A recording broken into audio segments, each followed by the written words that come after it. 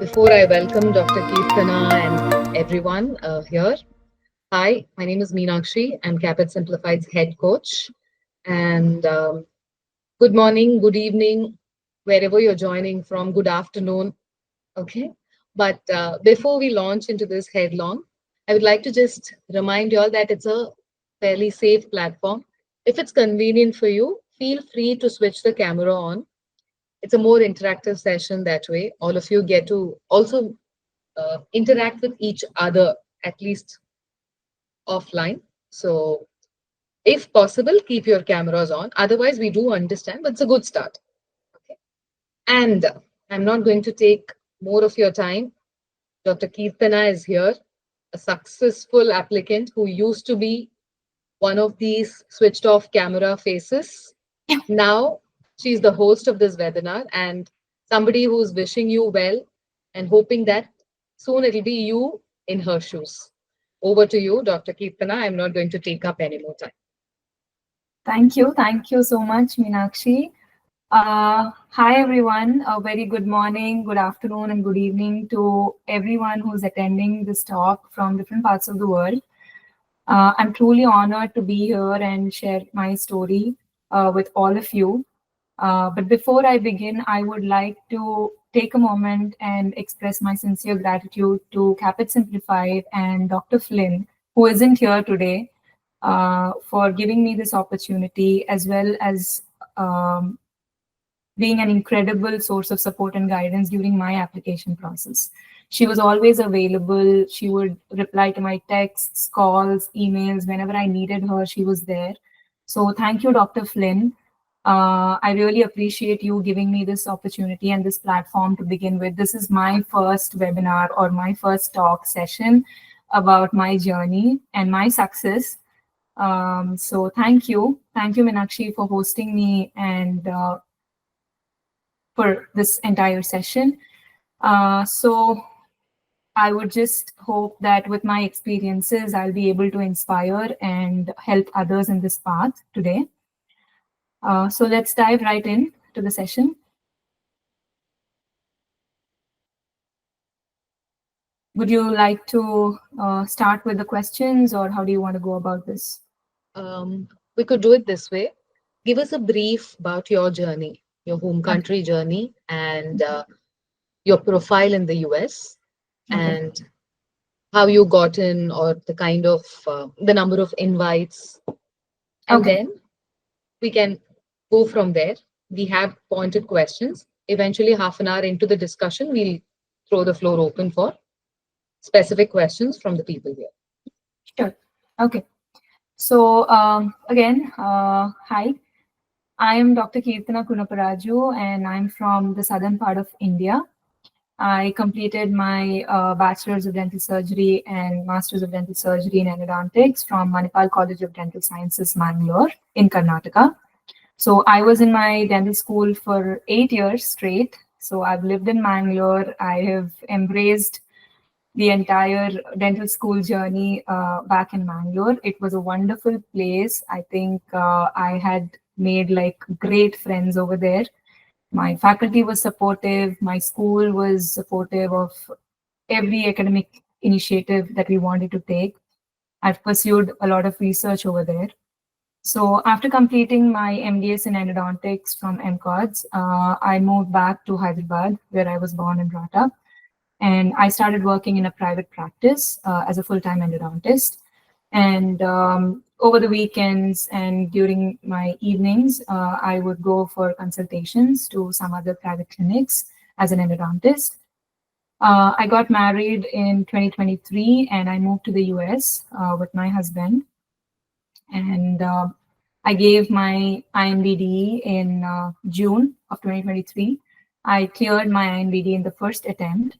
In July, I got my results, and I did apply in 2023, but by the time I got my IMBD results, it was the end of a lot of schools' application deadlines. You know, that most of them close in July or maybe first week of August. So I knew that I didn't have much of a chance for that cycle, but I didn't want to not try my luck. So I applied to very few schools, like maybe 5 or 6 in the first cycle, but I did not receive any interview calls for that cycle. But I made sure that I was well prepared for my next cycle, and I actually was better prepared for my second cycle, I would say. I mean, I didn't know a lot of things in the first cycle, but for the second cycle, I think I at least covered 95 to 99% of my ground. And so I applied in the second cycle to about 18 schools. I got interview calls from 5 schools: NYU, Indiana, UNLV, UOP, and Western University. Now, out of these 5, I've interviewed at Indiana, NYU, UNLV, and UOP. UOP was a virtual interview because I was in India at that time and I couldn't travel. So I requested for a virtual interview. So I got waitlisted at UOP. I got acceptances from NYU and UNLV.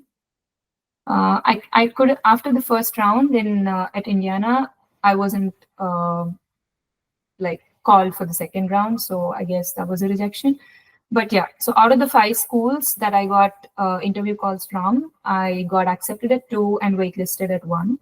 Western University, again, I did not go for the interview because I was in India and there was no option of virtual for that. So yeah, that's about it. And so I came here on a visitor visa initially because at that time I just like like I was still getting married and we were in the process, and my husband's visa status was different. So when I came here, the initial 6 months I was on a visitor, and when my husband got his H-1B picked, I went back to India and I transferred my visa to H4. So currently I am on H4 visa. I do not have an EAD. I am not working currently. I have done a lot of volunteering, shadowing in both dental and non-dental areas, but I'm not working as an assistant, or I'm not working as a hygienist, or I'm not doing anything. I mean, I'm not earning or not a working professional in the US currently. Okay. So yeah, that's about my journey. That's an amazing point that a lot of us have doubts about. Okay. It's usually, we've all begun to believe that assisting is quite an important experience.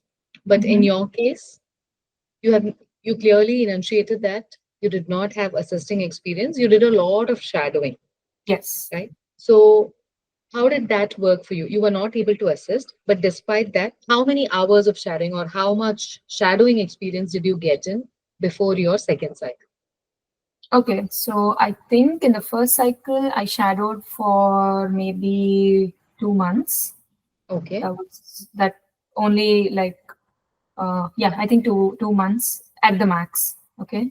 But in the second cycle, I shadowed for almost 6 to 8 months, but I was not stuck to one practice. I moved from practice to practice because I wanted to see how different specialties work in the US. Okay. I have volunteered at a general dentist, at 3 general dentists in Raleigh. I've assisted a prosthodontist, an endodontist, ortho, and perio. So 4 specialties and 3 general dentists in a span of 6 to 7 months, I would say. So, and every year I would go home, like I would go back to India and stay there for like 2 or 3 months. But the rest of the time, when I'm in the US, when I'm in Raleigh, North Carolina, I made sure that I was going shadowing every single day. At the same time, I would volunteer at some non-dental organizations. Like we have Habitat for Humanity very close to my house. And yeah, there's a sports academy over here. There's a sports organization where I used to volunteer as well. So that's all up to you. Like you can choose where you want to volunteer, like apart from the dental part. But when it comes to the dental work experience or the shadowing experience, I think volunteering plays a major role, both in your application as well as it'll give you a sight of how things work here in the US. Got it. So, how did you position all this in your documents? How did you polish yourself or present yourself as someone without coming across as somebody who keeps changing practices or is constantly on the move? How did you position yourself? Okay. So when I say that I've shadowed three general dentists, you don't have to mention three separate general dentists as your Got shadowing experience, because at the end of the day, when you're going to a general dentist, the procedures remain the same. The person might be changing, but here you do not, you're not influenced by which person. It's about what you're learning there. So by at the end of the day, it's the same restorations, it's the same, the routine it. dental procedures any general dentist is allowed to do or is licensed to do, that you will be watching over there. So what you can do is, when you're writing in your resume or when you're adding it in your experiences in the CAPID application, you can mention that like shadowing so many hours. Like you can include all three general dentists ka shadowing experience, and you can put it as one heading. Just mention that Hmm. shadowing at a general dentist. If you have to mention names, mention all the three dental practitioners' names under one shadowing experience, and list down the procedures that you have observed.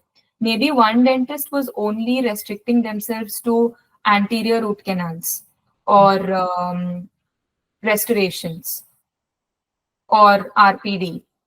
Another dentist might be doing something more like bleaching or composite or veneers or some aesthetic procedures, because they were either they have done some CE course or maybe they have done some additional course. So they are more confident in doing those procedures. So it doesn't matter how many clinics you have moved. It's about how many things you've observed and how many things you've learned over there. Now, when I say I have shadowed a prosthodontist, an endodontist, an orthodontist, and three general dentists, obviously I will mention that I have volunteered at three different specialties, and I will write down the procedures, and I will mention three general dentists under one heading and mention the procedures that I have observed over there. So that way, you're not just mentioning like 10 clinics with 10 people's names and putting the same procedures everywhere. Hmm. Like Got Dr. it. So and so, I've observed restorations. Dr. So and so, again, I've observed restorations. So, what is it that new that you have learned Takeaway. over there? So, you're trying to tell the person who's reading your application about what you have learned. It's not about where you have worked or for how long you have worked. Yes, of course, number of hours matters, but the main thing over there is what you have observed. Okay, Got so it. don't worry too much about how many. Just don't think that okay, she has shadowed at 8 places, so let me mention 10 places. No, it doesn't make sense. You have to be smart in what you're showing to the person who's reading your application. I think that summarizes it. Not where and not how many, but Yeah. how and what you've learned. Yes. On that note, did you also prep for your bench at a bench prep place, or did you practice only at home with Keerthana? I did do it. So initially, I considered some of the courses in West Coast. I Hmm. think everybody's Stevenson's. aware of them. Yeah, got it. Stevenson's or Duggan's, the ones which take like 1 week or 5 days. I couldn't do it because I felt that. So I come from a restorative and endodontics background. Okay, I have done my MDS in conservative dentistry and endodontics. That's what we call it in India. Okay, it's both Conservative. operative and endodontics. So that's what I've done for 3 years, and that's what I've been doing even after my post graduation. So I felt that I mean, I don't want to sound overconfident or say that, Got okay, it. I know it all, but I think I know how to prepare class two cavity preparation. But yes, what is the difference from what is given in the textbook or what India teaches you or what US teaches you or what other part of the world teaches you? It's all about meeting the requirements. Okay, so if you're able to meet the requirements of the dental school that you're interviewing at, or if at or the bench test that you're attending, I think that's enough. That's all that matters. It doesn't matter how good you are or how bad you are. You need to meet the requirements. Okay, and I was confident enough that I will be able to meet the requirements, but I needed like a revision kind of a thing, or I needed to know what the schools exactly are asking.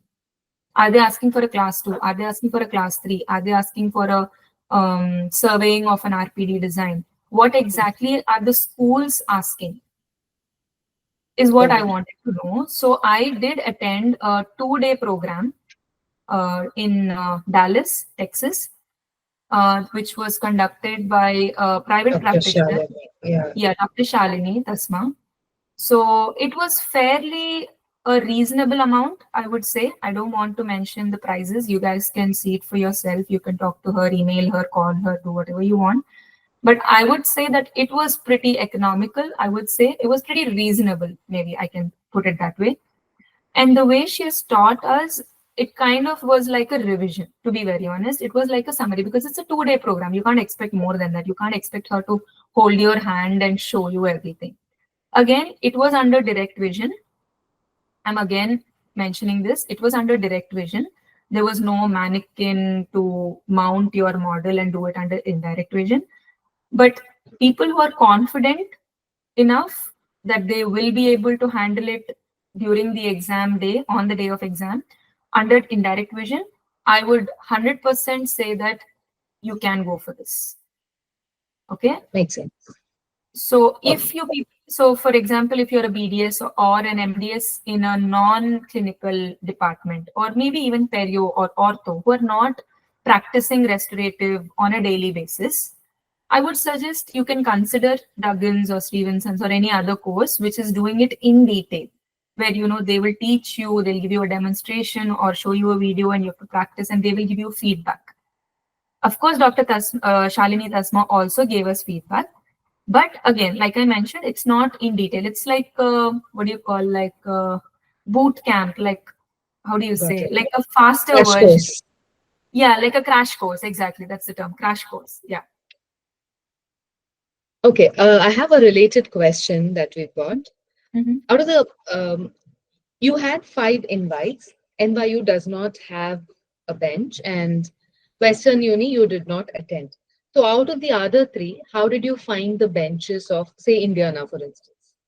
Indiana, I wasn't called for the bench. I only did the Kira Okay. the first round, but Okay. second round I couldn't. UNLV, I can tell you about. Okay. I think UNLV, the reason why I picked UNLV also is kind of a similar, I mean, it's the same answer for both, I would say. The way they conducted the entire interview process, I'm not just saying this because I got accepted at UNLV or I chose UNLV. Okay, I'm not Okay. like some ambassador for my school or anything, guys. But honestly, even if I got rejected at UNLV, I think I would be happy to at least having been see the process. I would Got it. think that okay, it was a great pleasure to at least be there and see what it actually is.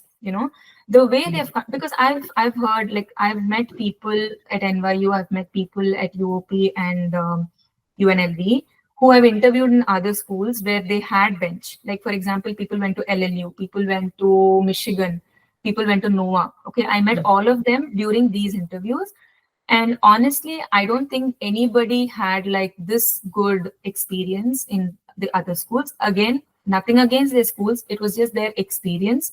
But I think UNLV actually gave us one whole afternoon just to practice for the bench.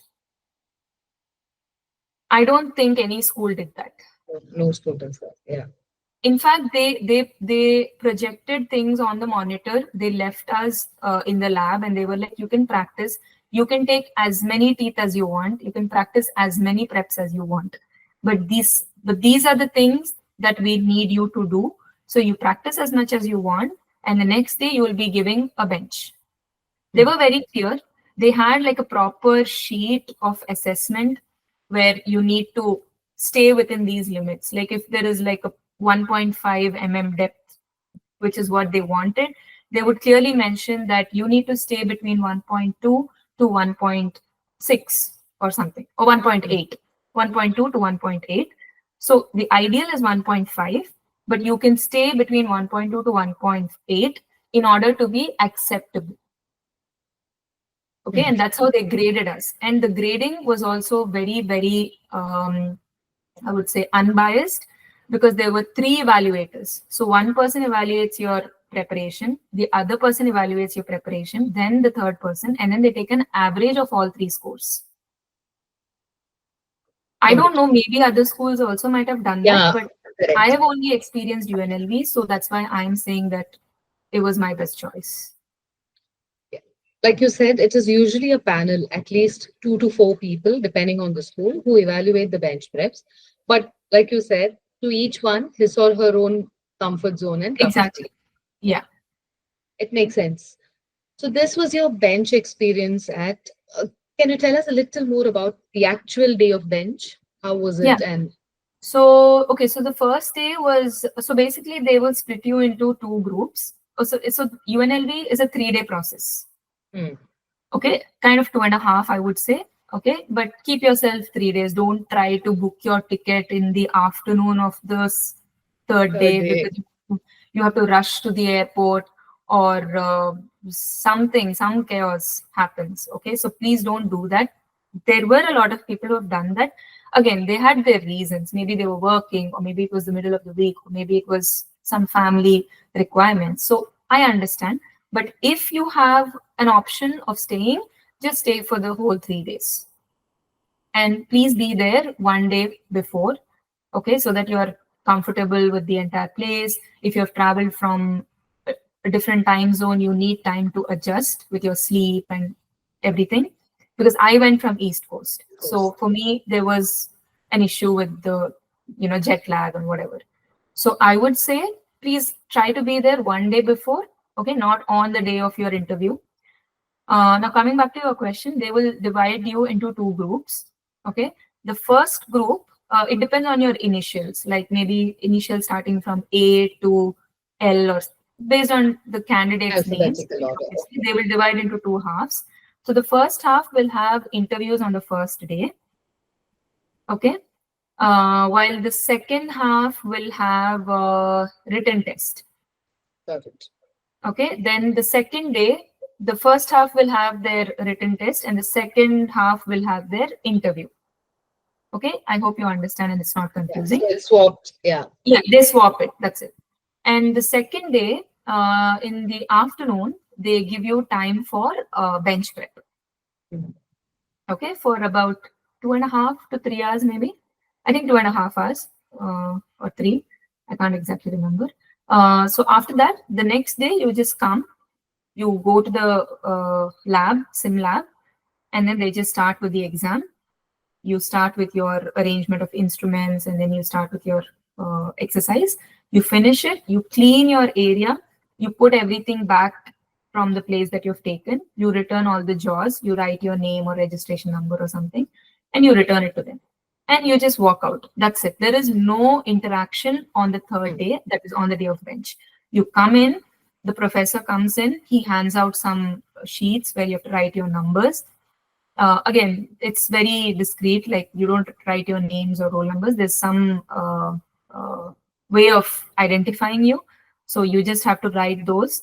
And yeah, after the end of the session, you just leave. Okay. Okay.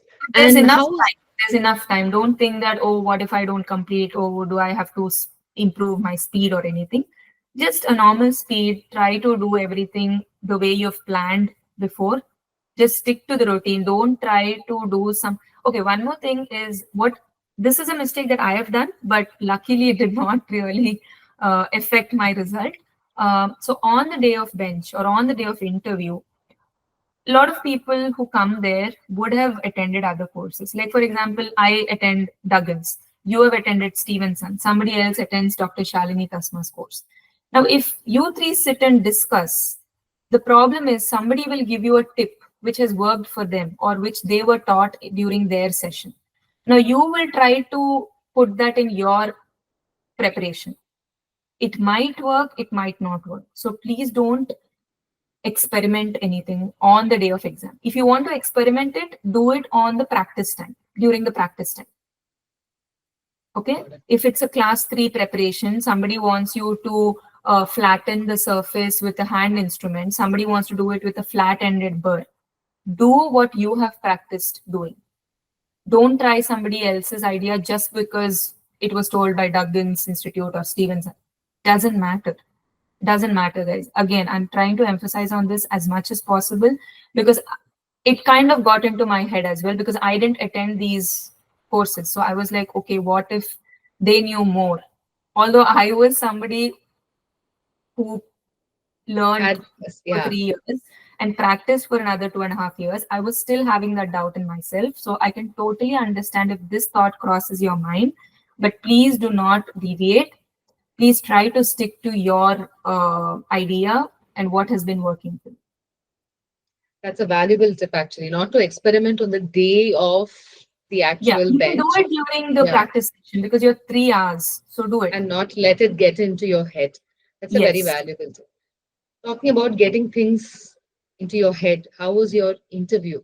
At NYU, you attended Kira, and then did you also go for the graduate day? Yes. The common group interview. Yes. Okay. Yes. So you have at least 3-4 experiences, right? Other than Indiana and Western. That's 4, yeah. How different were the interviews, and was there something common that all these universities are looking at? Yeah, I mean, interview was kind of more personal than professional, I would say. They honestly just want to know about you. So I don't think there's much to prepare for it, but what you need to prepare is how you want to put it forward. Because it's all about you, you know it. It's not some subject that you have to read, memorize, and try to, present there. Just vomit it there. Yeah, like how this talk is going on right now. I'm not prepared for this talk. Okay, because I know the entire process. I've been through it. You're asking me, how did you apply? I will tell you how I applied. Same way, if somebody's asking you, tell me about yourself, you know yourself. So you will tell that. But since you're attending an interview, since you want to impress that person, you need to have a flow. Okay, you can't start from, okay, I got married and moved to Raleigh, so now I have to apply to dental schools because I don't have another option. You can't start like that. You can't start your story from the middle of nowhere. They need to understand the context, right? So same thing applies in your SOP, same thing applies in your interview as well. Okay, try to build a story. You don't have to make up a story. Please don't get me wrong. Don't have to make up a story. Just narrate your journey in the form of a story. Like one thing and then the next thing. It has to follow. There has to be a flow. So coming to your question, was there anything common? Yes, everybody wants to know you. It's more of a personal journey. Now, NYU was a group interview. UNLV was an individual, person interview, where it was a panel interview, basically. So where you have 3 panels. I'll come to UNLV later. First, let me tell about NYU. So since it was a group interview, I think they called about 40 people on the first day. The first, so I think there were around 3 cycles. 3 batches. Yes. 3 batches, yes. In the first batch, there were 2 days. First day, they called 40 people. Second day, they called another 40 people. Now, I was the first batch, first day person. Okay. So, in this 40, they divided us into 4 groups. Each group will have 1 professor or 1 faculty to interview us. Okay. But the first thing you do is you go there on time, you're waiting outside the building, then somebody comes and calls you, takes you inside. Then they take you to some floor in that building. They make you all sit in one big conference room kind of a thing where you have a screen at one end. And then 2 people come in. They're not faculty, but they're like this supporting admissions team. They conduct a small quiz or something to, break the ice and make you feel more comfortable and not get stressed about the interview. Okay.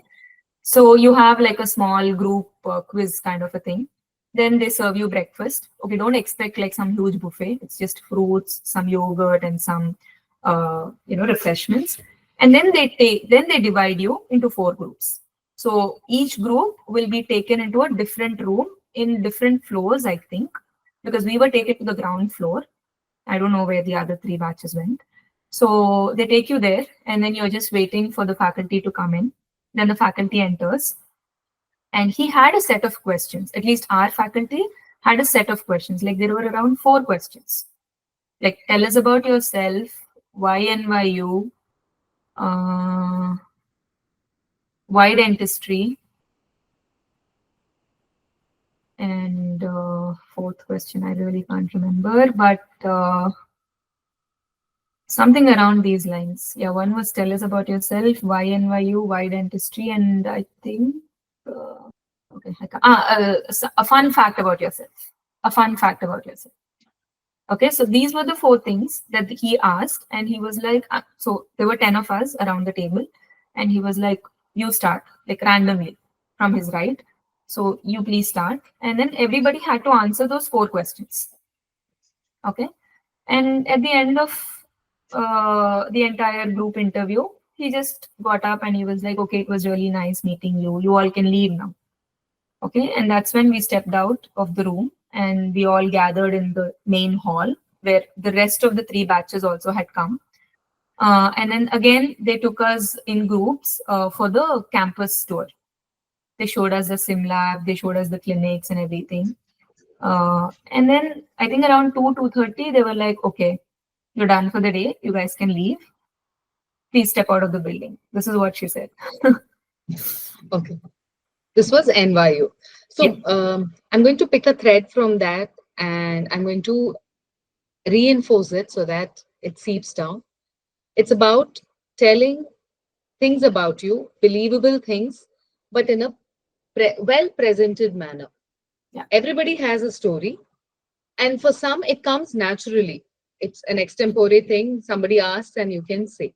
But whether it is your statement of purpose or your interview, what Dr. Keerthana is trying to emphasize is, if you're naturally good at it, okay. Otherwise, put some thought into it. Give yourself a vision board or a paper, pen, whatever works for you. Note things down which will make your story sound interesting, and at the same time it also showcases your skills and strengths. Everybody comes and says, I'm very good at patient care, I'm a very empathetic person. Imagine this against someone else who says, you know what happened, so this patient came, he or she was incoherent, he was blabbering at the top of his voice, and nobody could make sense, nobody could make head or tail out of it. I immediately rushed to him, I made him sit down, gave him a glass of water, and then I got the story out of him, and then I tended to his actual ailment. Look at the difference between both these versions. At the end of the day, you are a good caregiver, you're very empathetic.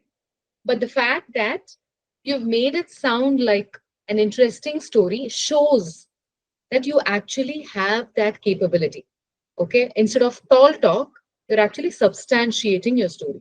This is what we envisage in all your documents, be it your statement, be it your letters of recommendations, the ones at least you can help your recommender write, the supplemental questions, and your interview process. Don't just tell, show. Give them an incident and show your takeaway. Okay? Even when your recommender is writing it for you, ask him or her if you can help them with incidents like this. Okay? And on that note, I'm also going to throw the floor open now. So while Keerthana talks about her UNLV interview process as well, if you have any questions, if you have any doubts, feel free to either type them in the chat or just raise your hands. You can talk to her. She's here for the next half an hour. Might as well make good use of that. Sorry, Keerthana. Over to you. UNLV. How was UNLV? Yeah, so UNLV was a panel interview. So there were 3 panels. The first panel had 3 faculty. One of them was the course coordinator, the program director. The second panel had 2 faculty, and the third panel again had 2 faculty.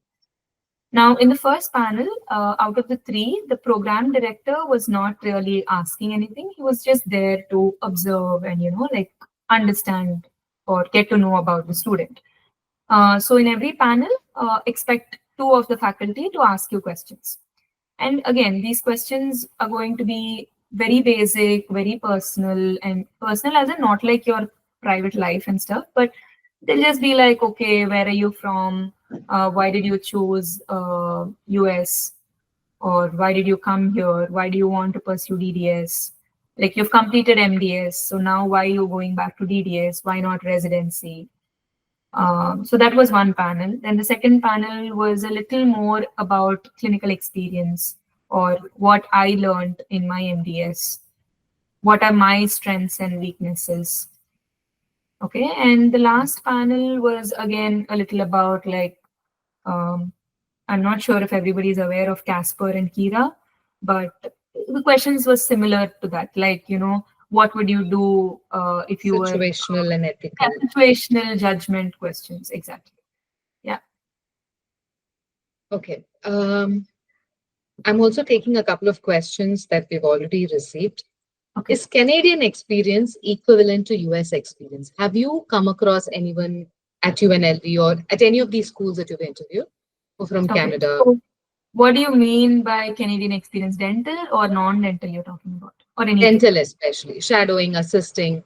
Yeah, I think it counts. Dental hygienist or not just Canadian, even if you are a certified dental therapist or a dental hygienist from the UK or from any other country, if you are like licensed for something in dentistry, I think it counts. Okay. Now, I don't know the weightage of how much it counts, but it definitely does count. Like for me, I was an MDS. So, okay, one more tip is when you're applying to schools, if you want to choose or if you want to know which school is the right fit for you, just look at your own resume, just look at what you have, and that will help you choose the school. For example, schools like USC Herman Ostrow or UNLV, they prefer candidates with a post-graduation, especially from the clinical departments. Schools like maybe Michigan, UPenn, UCSF, LLU, or even UCLA, they prefer even fresh grads. Like they do take fresh grads as well, not just the postgraduates. So there are few schools, like for example, if you go to UNLV, there's no residency program at UNLV. Okay. So they don't have residents. So they don't have specialty departments. So any patient that walks in, if they need to be treated, you need to have students who are able to handle those cases. So if they take postgraduates like me or somebody who is an oral surgeon in some other country, or if somebody is a periodontist in their country, they are well versed with all the advanced technology in that specific field. Like, for example, I have done microscopic endodontics. Somebody would have done molar impactions. Somebody would have done lasers in perio, right? Somebody would have done zirconia crowns more since he's a prosthodontist, or somebody would have done implants, the prosthetic part of implants as a prosthodontist. So they want such candidates in their program because they don't have their own residents. So it's a plus for their school. You're contributing to the school. Makes sense. Yeah. Okay. On the other hand, if you're not confident enough that you don't have enough, like for example, if you were a COVID batch, you did not get enough clinical experience, okay, as a BDS student. You did not get any, good job outside after you graduated, okay, where you did not learn much about clinical dentistry, or you moved to US immediately. You joined MPH or MHA or some non-clinical dental field. In that case, go to schools where you will be given that extra time to learn and practice and achieve that mastery. Like NYU has a 2.5 year program. UNC has a 2.5 year program. Nourah Southeastern has 3 years of program. UCSF 2.5. Go for the longer duration. UPenn has 2.5 year program. There are a lot of schools with 2.5 year programs. If you're not confident enough with your clinical skills, go and restart your journey. I know it's a lot of money and extra expense and everything, but if you want to gain that confidence, you'll have to do it, because even the traditional DDS candidates in the US who do their dental school, 4 years of dental school, even they go for these 1 year of what do you call that? Fellowship, advanced fellowship. Yeah, Even you there's schools some like other, UCSF, UCLA have not the NYU. preceptorship. There's another thing. Fellowship, an Fellowship. advanced clinical fellowship, some of them call, Yeah, or there's 1 year. AEGD maybe. Yeah, AEGD, exactly. Yeah. AEGD programs. Okay, that's similar to Thanks, internship Dr. back, Neha. Yeah. yeah, where you get a full-on hands-on thing. Okay, so based on your resume, based on your skills, you will be able to decide which schools to apply. Okay. And on that note, since you were talking, I know that your class matriculates only in May, but I'm sure you already know them. Can you tell us a little more about your cohort at UNLV? What is the composition in terms of MDS Most, versus fresh? yes, I think there are around 3 endodontists Hmm. in my batch, Hmm. and there are a few of them who have done. There's one who is a periodontist. So UNLV takes 8 students, 8 foreign trained dentists. That's the class size. So out of 8, I think 5 of us are MDS, and maybe 3 of them might be BDS with a lot of clinical experience again. Okay. And in terms of diversity, is there any ethnicity that they are particularly? No, it's a mixed batch. Anyway, it's only 8, right? Yeah, I think it's mostly Indians. And Okay. mostly, and I think 7 of them are girls, women. Okay. So yeah, and all Indians. I hope this lone man out there feels quite included as well. And Dr. Jasmine has a question. What was Yeah. asked in the written exam in UNLV? Good question. Even I had a similar question when I went for the written exam. It was a case-based exam, so they will give you a case, and you will have to answer. Like there'll be 10 questions about that case. So I think there were total of 60 questions, 50 or 60 questions, if I'm not wrong, Wow. and if I remember So four, correctly. 5 cases, is it? No, not all are case based. So Okay. out of the 50 or 60 questions, maybe you can expect like 15 to 20 case based, maybe. Okay. But yeah, around 40 questions might be direct, like about your it could be random, yeah. Okay, like even as an endodontist, I couldn't answer few endo questions. Like they asked about um, composition of GP, and not just composition of GP. They wanted some percentage, Hmm. like the exact number. So, and the options were too close that even I got confused. Okay, but I got in, so maybe I was lucky or I was right. I don't know, but yeah. So such questions, don't worry too much or don't break your head for those. It's fine.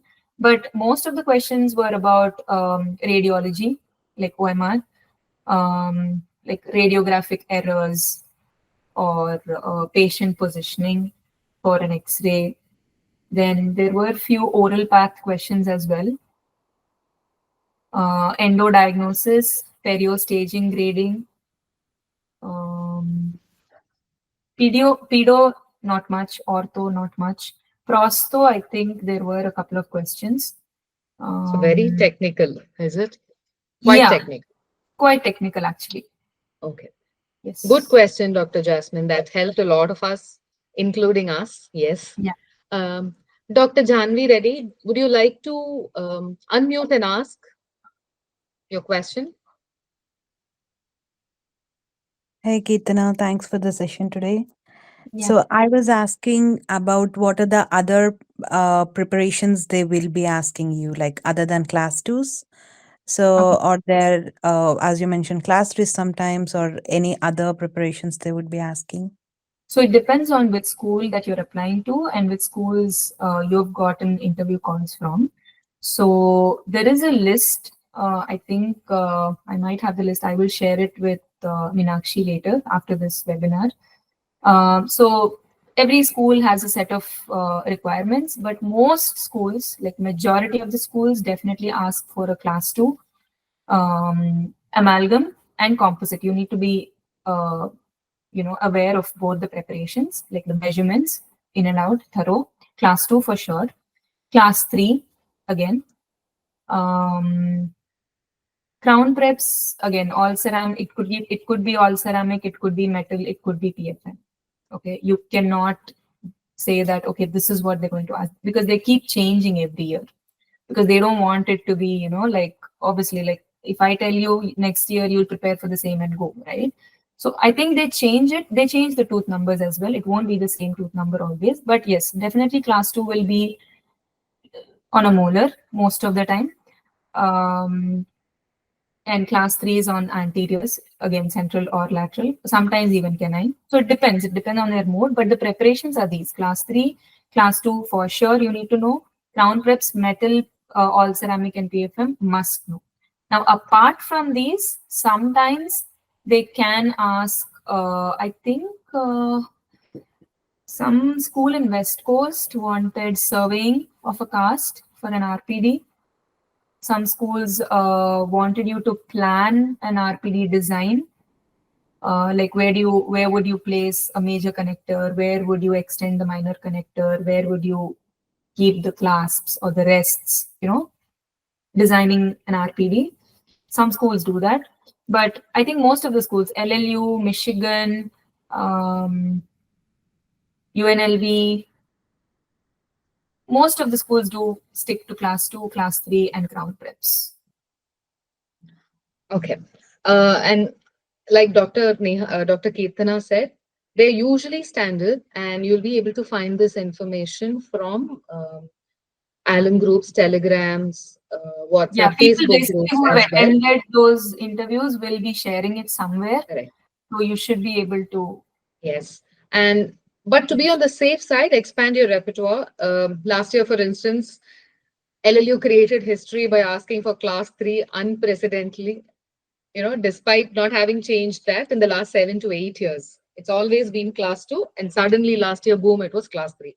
So you never know, but they are fairly standardized, and following interactions or credible FB groups and Telegram groups will help you. Or doctors like Keerthana, if you have a handle and subsequently if you can share it, we do Yes. have few of them very helpful, like Dr. Keerthana. You can also follow up on their handles. So you might find tidbits of information. You may have to dig a little deeper. Yes, Keerthana. In fact, if you are planning to attend any of these courses like Duggan's or Stevenson's or Dr. Shalini Tasma or any other course that you're aware of, they will definitely have a list of which school is asking for what, because they have to train their students for that, right? Correct. They need to be prepared, because if you're paying so much, you can't say that, oh, it was a surprise. I'm pretty sure they will be aware of certain things. Of course, the tooth number might change, like Meenakshi mentioned, it might be a class 3. But class 3, class 2s shouldn't be a surprise. Okay, you have to be prepared for these basic things. Okay, so yeah. I have one interesting question from Neha, Dr. Neha. Mhm. Would you like to unmute and quickly ask Dr. Neha, or this is something I think a lot of people will be having in their minds? I think I'll read it out for you. Okay. I'm an MDS Prosto. She Mhm. graduated in 2017, and then she did MPH, graduated in 23. Currently working as a lecturer in public health for the past 2 years in the US. I'm Mhm. more concerned about the gap from the time I attended dental school. So it's what, almost 6 to 8 years. Mhm. Do you have any suggestions? I know this may not be right up your alley, but I'm sure you have ideas and suggestions. No, I want to know what is her concern. Like, so she's worried that she has had a gap from the clinical experience, or like what is exactly her concern there? That The gap from the time I attended dental school. So okay, so maybe she's worried about joining another school and going back to dentistry, or she's worried that the application team or the admission team will see that it is a long gap. uh, For you both things, I'll answer. exactly might as well. Yeah.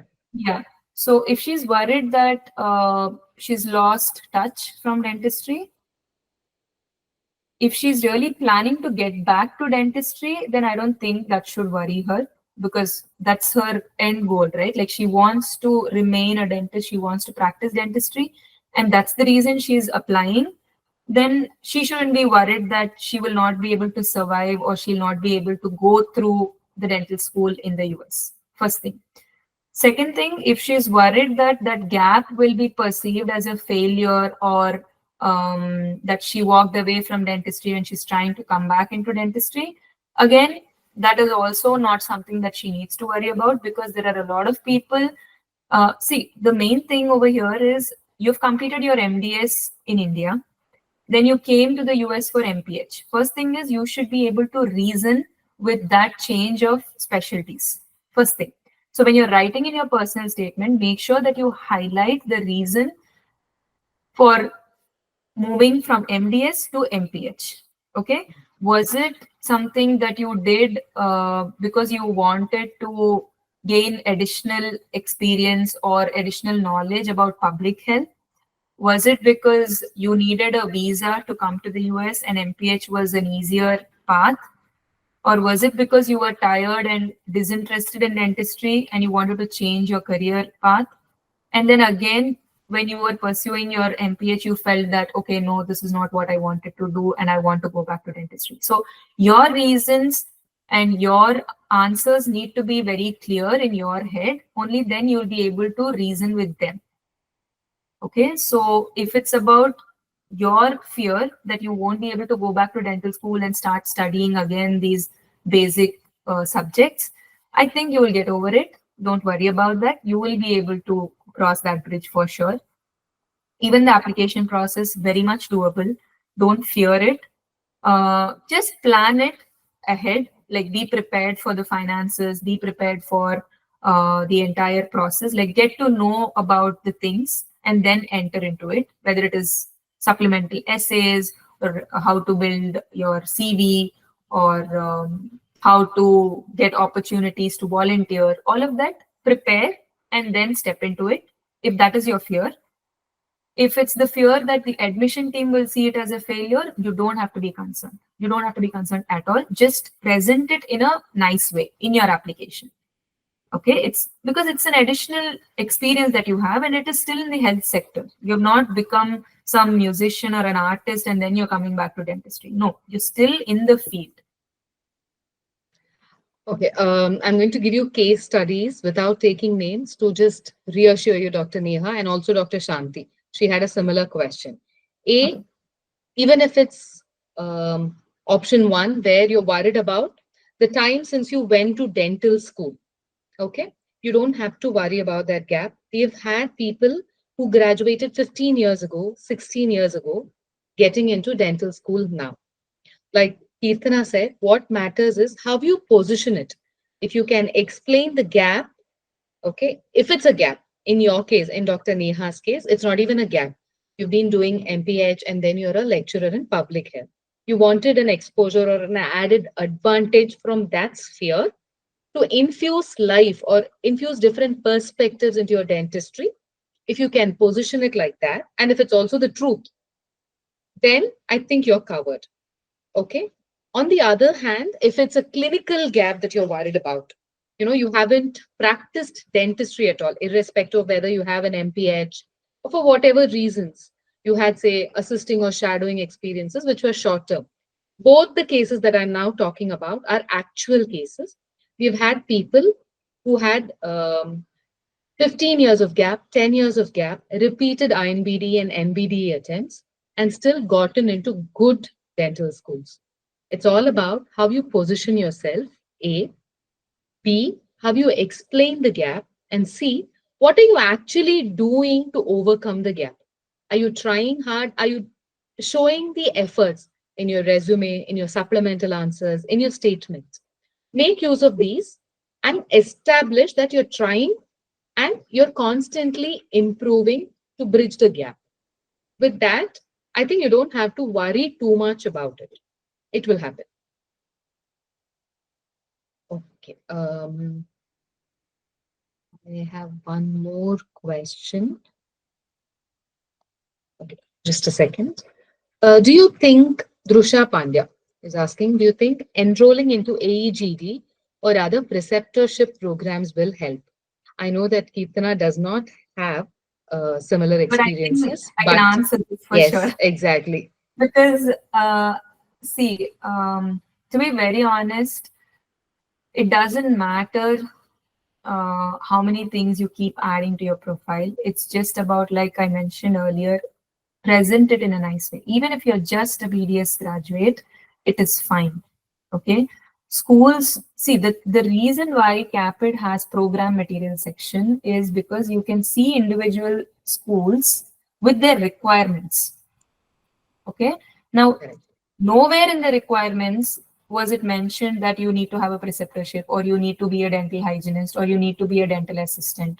Okay. There's a reason why they have mentioned their requirements. So yes, there is no need for you to do a preceptorship just to get into dental school.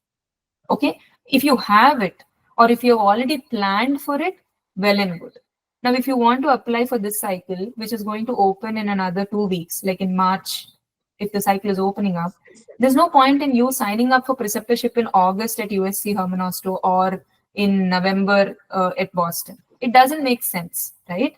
So if you have it already, well and good. If you do not have it, and if you are planning to apply for the next cycle, then maybe consider it. But again, preceptorship varies in times of duration, in terms of duration and in terms of money. Okay, you have to pay for preceptorship. They are not going to pay you.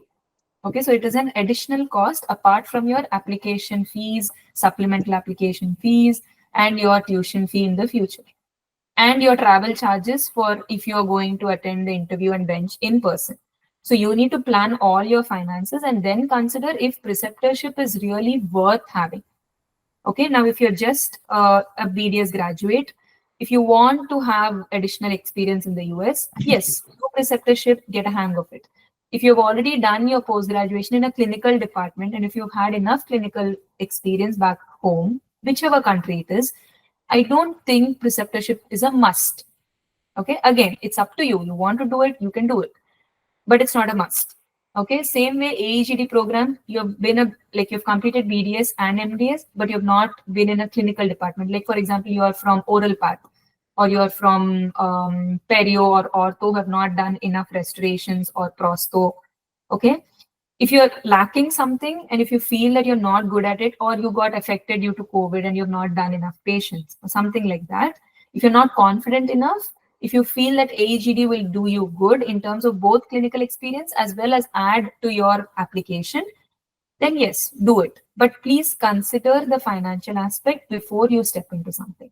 Because Boston might have 1 month, USC Herman Ostrom might have 6 months, some other school might have it for 1 year, like Buffalo or Temple, I think. Rutgers has, yeah, Yeah, five and a Rutgers. half million. Yeah. So make sure that you are available for that much amount of time. You're ready to pay that much amount. Okay. And then make sure that it is actually adding value to your this thing. If you're already a BDS, already an MDS, already worked for 2.5 years or 3 years in your home country, and then if you're doing a dental assistant job or a dental hygienist in the US, I don't think you need AEGD or preceptorship again. I don't think so, because what is preceptorship? It's basically observing or shadowing, but in an institution. And they will give you a certificate at the end that you have completed your preceptorship. Now, the same thing you're doing outside. Of course, maybe it's not an institution. You're going to a private clinic and doing it under uh, a dental practitioner in your city at your comfort level. But it's fine if you're able to show it in a better way, if you're able to portray it in a good way. I think that still values equally. I mean, I haven't done any of these. I've not done preceptorship. I've not done dental hygienist or dental assistant. Nothing. I've just done volunteering here. Yeah, Yes. I do like have research. I do have research experience. Again, I wanted to mention that because so that is something that might have added value to my application. Maybe that was worth calling me in for an interview. I had 7 publications, and I had 3 years of clinical experience. I have completed my MDS in a clinical subject. I'm an endodontist in India. Maybe that counted for them. I don't know. My TOEFL score was 110. So maybe my overall application might have been good. yeah, Dr. because Drusha, you were asking something. I have been just a BS and not completed my master's. Okay. and I'm completing healthcare informatics instead. Okay. So that's why I wanted to ask you, like any of these programs or maybe giving an exam for dental assistant or an hygienist might help. Because I Which, don't have the plus point of being a master's. okay, where are you located exactly? I am in Tennessee right now. Okay. And what are the like state policies, or what are you allowed to do? For the hygienist, I'll have to study again. Okay. So that might be done in Florida. But Mhm. apart from that, the assistance exam is available. Can you be a dental assistant? Mm-hmm. Okay. And you've cleared the exam, or you don't need an exam? No, no, I'm not done it yet. So that's what I wanted to ask you. Like, is it worth doing it? Then I should proceed with it. When are you planning to apply, this cycle or the next one? Next cycle, because I'll be clearing my NBD now. So Okay. You maybe haven't done next your time, IMBD yet? after the next. Okay. When will I'm you just complete? planning everything. No, no. When will you be completing your MHI? I'm not doing MHA, I'm doing healthcare informatics in 27. Yeah, Masters in Health Informatics, right? 27. Yeah. Okay. So you still have 2 years to complete Mm-hmm. MHI. Okay, then in that case, if your course permits, if you have enough time, maybe give your dental assistant exam Okay. and work as a dental assistant. Again, if your course, see, Mm-hmm. the problem here is you have to clear your IMBD as well, right? Yeah. So I wouldn't say do too many things at a time. Mm-hmm. Okay. So if you want to first do IMDD and then go for the dental assistant thing, that is fine. Or do first dental assistant exam and then do your IMDD, that is also fine. Again, make sure that you don't compromise on your current coursework, because that GPA will also matter. See, when Okay. you're applying to a dental school, they don't want a candidate who's neglecting their current program for their future program. Dental Mm. application.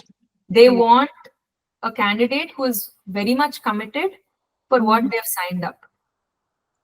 Okay, now you signed up for Masters in Health Informatics, then make sure that you're giving your 100% there and coming out of that program with a good grade, because that's what is going to show your academic excellence or your commitment towards the program that you signed up for.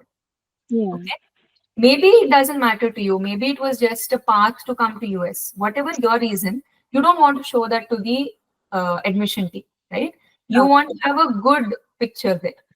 So Mm. whatever your reasons are, make sure that you're not compromising on this program. But if you can make time, since you have 2 years, you Yeah. can study 1 hour a day and give IMBD after 1 year. That is also fine. Or you can take like if you have a summer break, or if you have like 1 quarter or 1 semester which is not so hectic, just sit straight for 2 to 3 months, clear your IMBD and get done with it, Okay. and then take some time off, then do your dental. See, once you prepare for IMBD, I don't think clearing dental assistant exam is going to be It soul food. takes time. Yeah, It's true. going to be a piece of cake for you. Mm-hmm. So do that. Prepare for IMBD, clear IMBD, take 1 month of gap, like chill and everything, and then give your DA also, DA exam, so that And you can work as well. But again, find out if with your student visa for MHI, can you work as a dental assistant outside the campus? we won't allow. Mm-hmm. They won't, right? Then what's the point? That's what I'm asking you. You can Then still, do one thing, just put it as volunteer dental assistant yeah, you can still volunteer as a dental so assistant. that you Visa will are matter when it comes to payment largely or being yes. employed. So if that is the case, it's all about building your profile. Yeah. Just Mm. taking a thread from there, what I would always suggest is whenever you have such questions in your mind, should I do assistant? Should I do hygienist? Do I do preceptorship? See, Keerthana is one example who has not done any of these but has still managed to get in. And then you will be able to see enough applicants who have done this and gotten in. And for as many people, you'll also find who are still in their second cycle, third cycle with these kind of experiences. At the Yeah. end of the day, what will genuinely matter, especially when you're putting it across, is what is it that you want? You will know your strengths and your weaknesses as well. Sometimes you know that I think a little bit of hands-on experience in the US will help me. It might not help someone else, or it might not make a difference to someone else. But if you think that will help you, it's not only for the applications committee's sake. When you are actually flung headlong into the program, maybe that experience will stand you in good stead. So do Mm-hmm. that strength analysis, whoever it is, do that strength Yeah. analysis and See then what decide. works for you. Yeah, I know it's a very vague thing to say, but at the end of the day, we will know our strengths. For instance, the preceptorship concept. Okay, there are different kinds of preceptorships. I've also shared a link here on our chat space to a blog that we've written about preceptorship.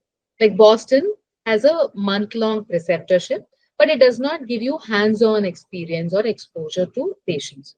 Whereas a Mm-hmm. Rutgers 5.5 months preceptorship will give you that.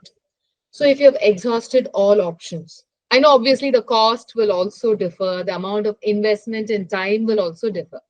But if you think you want it, and then there are others who have done all they can do in terms of assisting, shadowing, they've had thousands of hours, they've had 2 years, 3 years, 2 cycles, 3 cycles. Then you also try to get out of your comfort zone and experiment. You're trying, what else can I do that will work? Then try different things. If a preceptorship can work, it might work. So at the end of the day, do a strength analysis of what will work for you. But all of these are value adds. How Mm-hmm. you can fit it into your program, like Keerthana correctly said, you cannot compromise on one to focus on the other. If you can mix and match, it's not just for you; it's for all of the applicants who are trying to see what more can I do. I'm doing this much. What more can I do? These are all options you can consider based on A, your strengths, B, your resources. Resources means both money and time. You have a full-time MHI going on. How much can you do? You can do Mm-hmm. like she said, you can spend a little time doing assisting. Volunteer dental assisting could work for you, given your visa status. At the end of the day, there is no hard and fast rule, but you try things and see what works for you and your resources. Uh, Um, I'll just yeah. add to this that if Mhm. you, like in your case, you focus on your MHI, do volunteering dental assisting, and see if like you guys have a summer break or a spring break, or usually you have breaks right after a semester. See if those breaks are coinciding with any preceptorship program. Like if Boston is having 1 month preceptorship, see if you can fit these dates with those dates. Mm-hmm. 1 week here and there you can maybe apply leave or manage somehow. So Yeah. see if you can fit those days. Maybe you can't go for 1 year preceptorship or AEGD program. Maybe you can't do 6 months at USC because you have to shift all the way to West Coast and take an apartment in Boston, maybe East Coast. Maybe you can travel and stay there for 3 weeks if you have family or friends or someone. Okay, so see for some shorter duration programs. Please attend CE programs, free CE programs on dentalcare.com. I'll share it with Meenakshi again. You have a lot of CE programs on that website for free. You can attend them for free and you can keep adding those credit hours, okay, the Mm-hmm. CE points basically. So do those. Do volunteering at American Red Cross or any organization which is well known in the whole of US. Some blood donation, organ donation organizations, or some place, non-dental is also fine, but some place which is well recognized. Okay, go for these RAM clinics. I'm not sure if they have it in Tennessee, but I'm sure they would be having it. Remote area Remote medical area medical. camps and stuff, right? So find something, find volunteering, do dental assisting volunteering, look for preceptorships which have a shorter duration, Mm-hmm. attend CE courses. All of these will also add to your application. See if you can write a review paper, like back in your home country. Pair up with one of the faculty from your dental schools or one of the postgraduates in a particular department. See what they are working on and try to just do an edit of the whole article and put your name there as a fourth author or a fifth author or whatever they Yeah. allow you to do. I already have 2 papers in my name Good, as per. good. Yeah, so that will also add value, right? So see, since I don't know the entire profile, your entire profile, I'm just giving you the options. So you see what works for you and what you can do in the next 2 years. So that you can show in your application that although I was doing MHI, I was still connected to dentistry. I was doing these things, okay, like during my free time. Yeah. Sure. Thank you so much. Thank you, guys. Okay, we have a question from Dr. Sonal. I think with that, we have already overshot and binged on Okay. Dr. Keerthana's time. So with That's that, we fine. can probably wrap up. Yeah. Yeah, okay. Yes, Dr. Sonal, feel free to Yeah, unmute and ask. yeah, thank you so much. Thank you, Dr. Keerthana. It was really helpful. So I came here in 2023. After coming, I joined here as a dental assistant. And for that, there were few requirements like infection control certificate and BLS. So Yeah. can we add those certificates as a CE credit in our CV?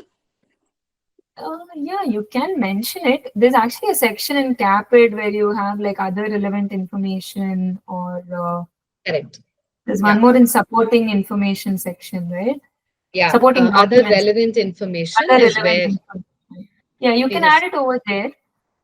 In your resume, maybe, but I wouldn't say like, yeah, you can add it under CE courses if you want to. Like if you have points for that, yeah, definitely Mhm. add it. If it Yeah. was a certification, mention it as a certification. If it was a fellowship, add it as a fellowship. If it was some advanced course like some microscopic endodontics or fellowship in aesthetic dentistry or something for which you have received a certificate and which is something very recognized, not like, Um, any other CA program. Yeah. Yeah, well, it's not a certificate. It's just a certificate kind of we have to get in order to work as a dental assistant here. It's like some Like a 8 hour license? infection control course, Oh, okay. or That's a requirement, right? it's a requirement basically to work as a dental assistant, like a radiology course, which is must. So so that was my question, whether we can mention it in our CV. Okay. So So if you so are are you a licensed dental assistant right now? I'm not a licensed one, but yeah, I'm working as a DA because Okay. yeah, I didn't finish the required hours to work as an RDA. So yeah, so I worked as a DA for 1+ year, and Okay. yeah, 1+ year. Okay. Maybe Meenakshi can answer yeah. this then because I'm So not sure. that's fine, Keerthana. Thank you. So see, technically these do not fall under CE courses. These are more certifications. Okay, so in your resume, you usually declare it separately as a certification. But there is no such specific section in the CAPID portal for this. So, like Dr. Keerthana said, you can mention this in the other relevant information. But it is kind of anybody who has assisting experience in the US, okay, it is kind of implied that most of them also have Have it. a BLS or a CPR certificate or both. Mm. So feel free to include it in the other relevant information section in the supporting information tab of your application portal. Okay. Okay. Yeah. Maybe not required in your resume. Maybe. Correct. Oh, That's optional. Resume is a fairly optional one, unless it's a UOP template.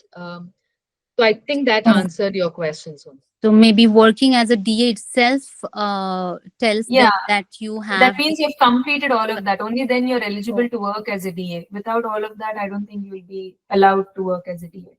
Right, right, right. Yeah. Thank you so much. Thank Yeah. you. Keerthana, one last question, and this is right up your alley. I know you've already discussed this, but I think Dr. Bharati may have joined a little late. So Okay. Bharti is saying they've completed BDS and is pursuing Masters in Healthcare or completed in 2023. Okay. And do you think I have to do shadowing and volunteering to apply for this cycle? Lack of these, will they affect the application? So, do you have any volunteering or shadowing experience since 2023 or no? Hi, doctor. Seems No, I don't have any clinical experience in US for now because Okay. recently I've taken my INBD exam in December. Okay. And after completion of my master's, I have done few jobs like data analyst roles and internship as well and validation things. Mm-hmm. So now I'm thinking for applying for this cycle. Okay. As you said, shadowing and volunteer will be plus point. Mm-hmm. My doubt is, will these affect my application process for this cycle? Yes, I would say yes. Okay, so did you complete your BDS or MDS back in India? Just BDS. Okay, and when was that? 2021. Okay, 2021, you completed BDS. Then you Mhm. came to US, you completed your master's in healthcare in 2023. Yeah, but I have 1 year of experience in India, Okay, and okay, yeah, I have okay. Now- research publications as well. Sorry to interrupt. yeah, that's okay. Okay, so how many research Uh, publications? 4 to 5. Oh, 4 or 5? 5. 5. Okay, cool. Okay, that's good. Okay, now coming back to your question. So when you're applying to schools, some schools, especially like I think Indiana, yes, Indiana, they require a letter of recommendation from the place that you have volunteered or the place where you have, basically volunteering. Okay, it could be a clinic, it could be a non-profit organization, it could be a non-dental thing as well.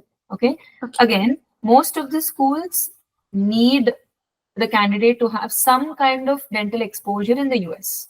Okay, Okay. which is why shadowing and observing are the easiest and straightforward paths for anybody because it's available everywhere. You don't have to apply for it, you don't have to it's not a commitment. You can Yeah. go for a few hours whenever you want based on the clinic's schedule.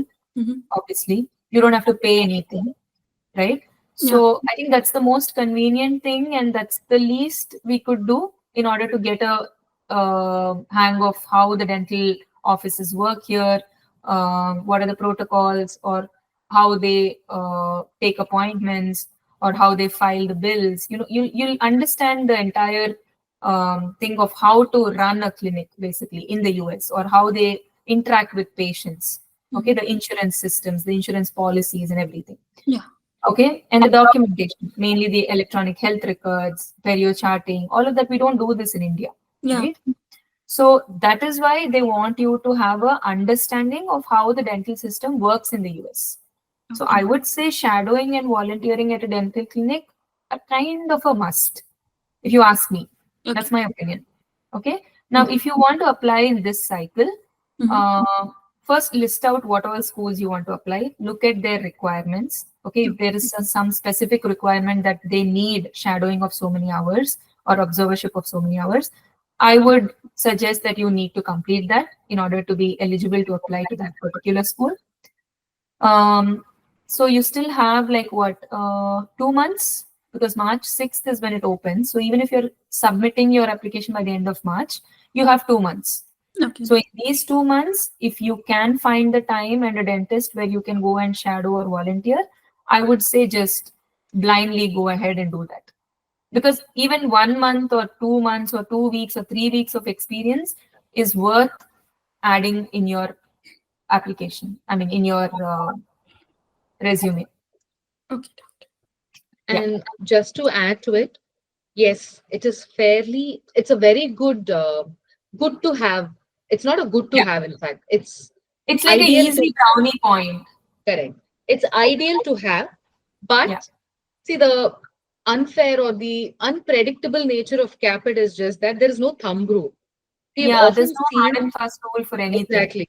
So we've often seen foreign dentists who are still in their home country who have come to the US only for writing the INBD. And during that brief 1 or 2 weeks, they would have done a few hours of shadowing. That is Yeah. all they would have had. So that is also a possibility. You could still get a call, but you will also have to ensure that there is something stronger in your profile to compensate for it. So that is one angle you can look at. Thank you, I Doctor. think we've answered most of the questions. Dr. Pihu, I've answered yours in the chat window. Dr. Vatsal, I think with your question, we can close. It's already 20 minutes past our time. Dr. Vatsal, would you like to unmute? Thank you so much, ma'am. And it was a really informative session. Thank you, Dr. Keerthana. Thank you. My question is that I am preparing for TOEFL, and I had just given my INBD a few days ago, like 7 to 10 days ago, and I've cleared my I just graduated in 2024 November.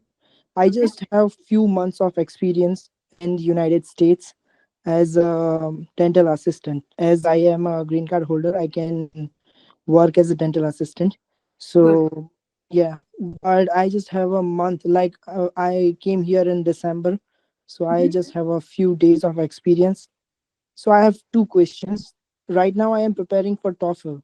So what kind of? There are bunch of whenever I get advice from somebody, they used to tell me different resources.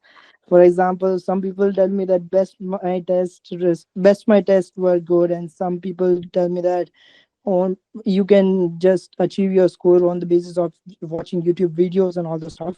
So what are your suggestions? Like, what should I do for the TOEFL, and how am I approach for the low amount of hours for dental assistant? Low amount of what? Sorry? Low amount of hours. Like Dental I just experience. dental Okay. experience. Okay. Dental experience for the for Dental your assistant. application. Yeah. Okay. Okay. So the first question is about your preparation for TOEFL, right? So I'm giving a talk tomorrow morning about TOEFL tips on a different platform. So if you would like to attend that, maybe you can either Do you have an look up. Insta handle, Keerthana, that Yes, I people do can have an Insta handle that is Path to DDS. I will share it with Meenakshi, and maybe Meenakshi can share it with you. It's Path 2, no, number 2. I'll share it Okay. on my chat. Okay. Yeah. Can I? Yeah, I just saw your story in it, but the link is not opening. So please, if you can. Yeah. Yeah. I think I've shared the. Okay, I'll share. Did I share the link for that? Yeah, you did, but you did share the link. There's one tab like you need to press on it, but there's nothing open so on it. Okay, fine. That's okay. I'll share the meeting ID with you. Thank you. Can you just message on my Insta page maybe, and then I can share the link with you. Yeah, sure. Thank you. Okay. But again, I will definitely share the tips over here as well. So there are a few free TOEFL preparation websites, okay, that you can go and you can give your full length practice tests, or you can practice individual sections as well. But the first thing you need to do is this your first attempt for TOEFL? No, I have given it in India and I just scored 95. Okay, fine. So since you've already given, you're well aware of the exam pattern and everything. I don't have to tell you about that. But I would like to share some tips about individual sections, but it might take a lot of time in this particular session. So make sure that you're going through all the free resources online. Second thing is there is a ETS TOEFL IBT book, like a guide to guide for success for TOEFL IBT. There's a blue colored book. Okay. Oh, because it's from the ETS website itself, I think you can follow that one particular book. See, any book you follow, it's not like the same question is going to appear on the day of exam. It's about understanding the type of question and being able to answer that question. Now, if you see the reading section, you have only 2 passages in the new version of TOEFL IBT. Earlier, it was 3 to 4 passages. Now it's just 2. Okay. So there are 10 questions for each passage, and you need to answer them in the given time amount. So make sure that you're managing your time well. You're reading the passage and you're able to understand the questions. Okay. There are 2 ways of going about it. People read the passage first and then answer the questions, or first they give a glance at the questions and then they read the passage and try to find the answers. Now you have to figure out which way works for you. Okay. Similarly, for every section, you need to find a way.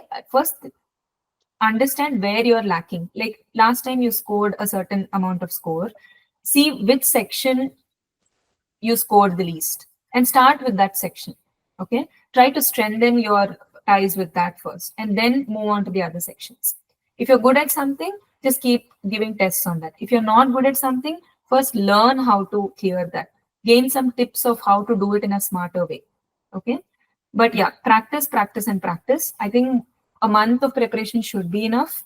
Okay. Since you've already given the test and you know everything about it. Now you just have to practice. Coming to the second part of your question, what was it about dental experience, right?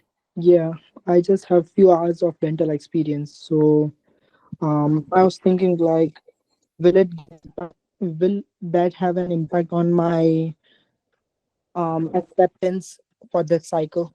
Okay. And you're applying for this cycle, right? Yeah. Okay. Again, by the time the cycle opens and you fill in all your CAPID details and fill in all individual school details, it will be end of March. Okay. Now there's another section called supplemental essays. Now, initially, when you submit your CAPID application for individual schools, each school will email you a supplemental application where you need to answer certain questions. Okay. Few schools have lengthy essays, few schools have like very shorter version of the essays.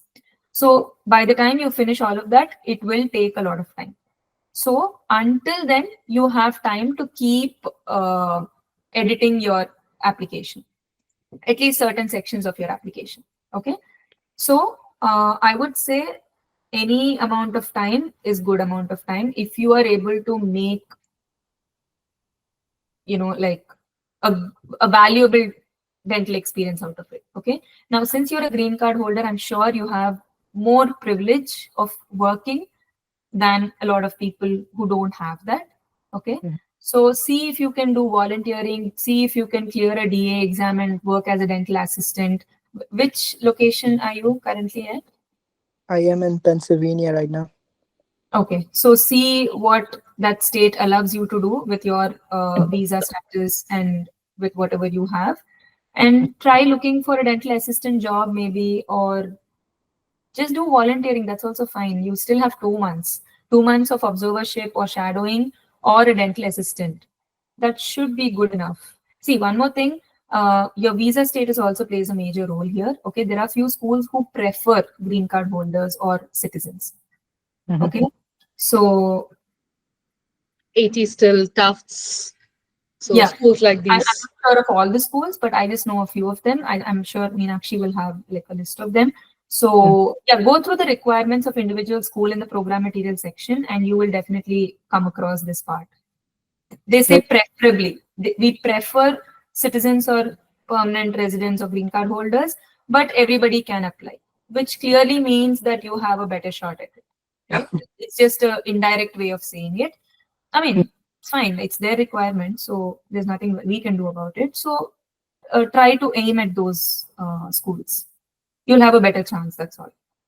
Thank Maybe you. if there's another candidate with a similar application or similar profile, they might choose you because you have a better visa status than them. Like if they are on a visitor visa or if they're from India, the school will have to sponsor a visa for them. In that case, they would choose you because you already have a valid visa over here. So I feel that based on your visa status also, you can choose your schools, pick your schools and go about it. But yeah, for the TOEFL thing, I will share the link even with Meenakshi and with you so that she can share it with other candidates. And if they want to attend, they can attend it. Okay. Yeah. Thank We can do that. Thanks a lot, Keerthana. I know we, in fact, overshot your time, infringed on it, but it has been very informative with a lot of specific information on UNLV. Uh, and it's actually very reassuring for people who have limited experience in the US, limited hands on experience. We usually get people who have a lot of assisting, and everybody Yeah. has this lingering doubt in their mind. But if Yeah. Keerthana can do it, I think Anybody. that's an indicator. No, Yes. I'm not saying anybody can do it, but Because even I was thinking the same, like I don't it's have a any reassurance. work experience or even, like my visa status is also what, just a dependent. So I wasn't sure that, I didn't even want to apply to UNLV because it was just 8 seats. But I think my husband kind of pushed me. He was like, it's fine, apply to as many as you want. Okay, again, another tip. If you have the financial freedom, please apply to as many schools as possible. Only if you have the financial freedom. Okay, I'm stressing on this again because it's difficult. It's a huge amount. Each application, including the basic CAPID fee and your supplemental, it comes up to an average of 300 per school. This is just the beginning of it. So yeah, it does matter. Numbers do matter. So, but if you have the freedom, apply to as many schools as possible, because I think it's 1:4 or 1:5 ratio, to be very honest, because I applied to 18 and I got called at 5. That itself is what, 1:3.5. Almost one maybe? third. Yeah. Yeah. Almost one third. Yeah. So apply as much as possible and just try your luck. Any parting notes, Keerthana? Anything that people can hold on to for the next 1 year? I would just say, like, plan, prepare way, way, way ahead. Please be aware of every piece of information about the application before you step into it. Because I was ignorant for my first cycle. I didn't know I didn't know what supplemental essays were, because the schools that I applied to, like Boston or Rutgers, didn't even have any supplemental essays. But by the time I applied for the second cycle, I had 60 questions. I had a list of 60 questions, again, that I took from Caapid Simplified old videos on YouTube.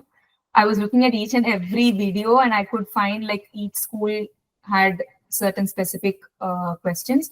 I made a note of them. I prepared my essays for all of them in December. When I was applying in March, I had my supplemental essays ready from December itself. Like the final proofreading was done in Jan and I was ready.